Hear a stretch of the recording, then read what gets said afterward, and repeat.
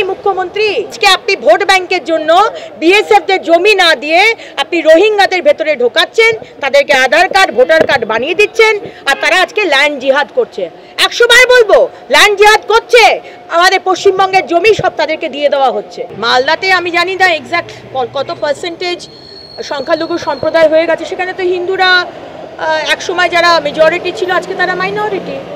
মুর্শিদাবাদে একই জিনিস আপনি দেখছেন, এবং সেখানে আমি জানি না কারো কোন মাথারা এই দাঙ্গাগুলো লাগাচ্ছে।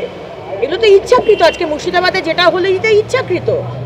আজকে রোহিঙ্গাদের অনুপ্রবেশকারীদের যে জায়গাগুলোতে বিএসএফকে জমি দেননি মুখ্যমন্ত্রী, কেন দিচ্ছেন না?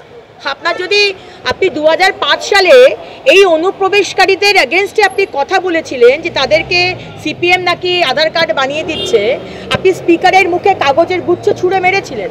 আজকে আপনি একটা কথা বলেন, আপনার লজ্জা করা হয় না? আপনার লজ্জা নেই মুখ্যমন্ত্রী? আর আজকে আপনি ভোট ব্যাংকের জন্য বিএসএফদের জমি না দিয়ে আপনি রোহিঙ্গাদের ভেতরে ঢোকাচ্ছেন, তাদেরকে আধার কার্ড ভোটার কার্ড বানিয়ে দিচ্ছেন, আর তারা আজকে ল্যান্ড জিহাদ করছে। 100 বার বলবো, ল্যান্ড জিহাদ করছে, আমাদের পশ্চিমবঙ্গের জমি সব তাদেরকে দিয়ে দেওয়া হচ্ছে।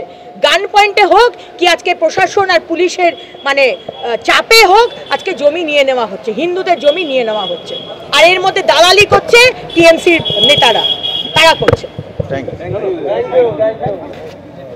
সে কথা বলবো না, হাতে 1 বছর সময়, কোনোভাবে কোনো বিষয়ে আজকে পুলিশের সাথে বলুন, আজকে প্রশাসনের সাথে বলুন, আজকে সাধারণ মানুষকে নিয়ে বলুন, যা যা করা দরকার, কথায় আছে না সাম দাম দণ্ড ভেদ, কোনো কিছু যদি অ্যাপ্লাই করতে হয় সেই 4টে জিনিসকে অ্যাপ্লাই করে সরকারকে আনতে হবে।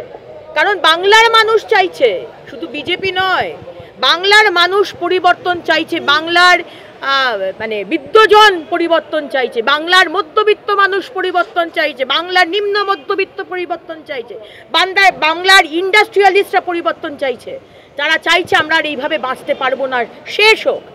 দুর্নীতি অসভ্যতামি সবই ছিল বামফ্রন্ট আমলে, কিন্তু এই ধরনের বদমাইশি, ক্রিমিনালিজম আর ক্রিমিনালরা রাজ্য চালাবে, এটা আমরা সহ্য করব না, কিছুতেই সহ্য করব। চাণক্যের প্রসঙ্গ আপনি উত্থাপন করলেন, কেন্দ্রে তো চাণক্য বলা অমিত শাহকে, রাজ্যের ক্ষেত্রে চাণক্য আপনার মধ্যে কি, আপনার পার্টি?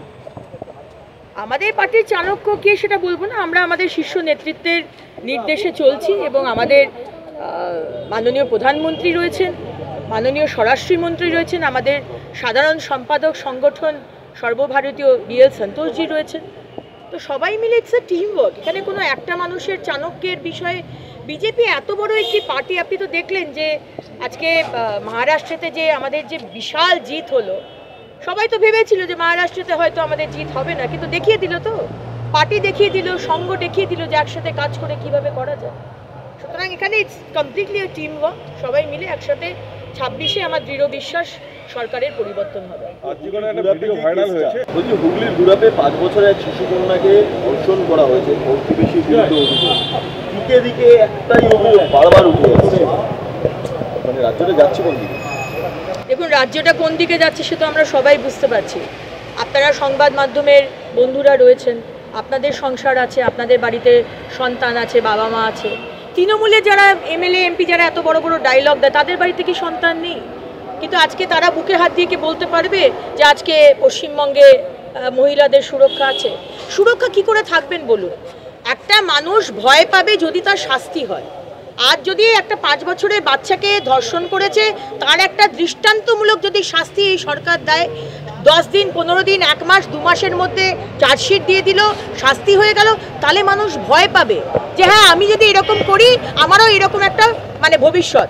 কিন্তু এখানে তো কোনো শাস্তি নেই। উপরন্তু আমরা কি দেখছি, মুখ্যমন্ত্রী সবসময়তে যারা এই ধরনের কাজ করছে তার পাশে, তার সমর্থনে আমাদের মুখ্যমন্ত্রী দাঁড়ান। তো সেখানে এটাই হবে।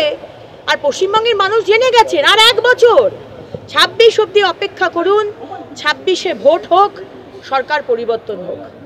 আমাদের ভিডিও ভালো লাগলে লাইক এবং শেয়ার করুন, কমেন্ট সেকশনে গিয়ে জানান আপনাদের মতামত। আরও ভিডিও পেতে আমাদের চ্যানেল সাবস্ক্রাইব করুন এবং প্রতি মুহূর্তে খবরের আপডেট পেতে প্রেস করুন বেল আইকন।